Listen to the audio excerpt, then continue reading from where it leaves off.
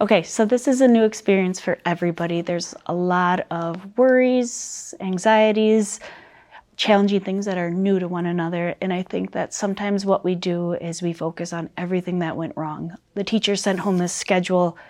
It didn't go through at all today. And that can be something that we take personal of, I did something wrong. It's not going to work. It's going to keep failing.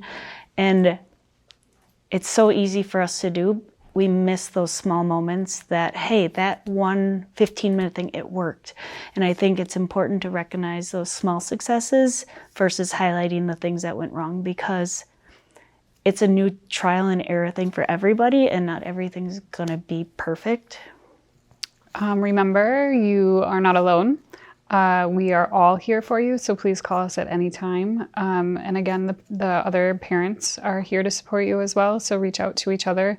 But yeah, celebrating those little successes are key. Like Sunny was saying, it's really easy to focus on what didn't go well. So challenge yourself to find the things that did go well throughout the day. There's a lot of positives in trial and error. We learn from those mistakes. We learn what worked, what didn't. There's a lot that can come from those, a lot of learning. For all of us, for our kids, us as parents, us as teachers, providers. But I think it's important to not expect perfection in any way from our kids or for ourselves too. And I think that's good role modeling for our kids, knowing that it's okay to mess up or have days that go wrong.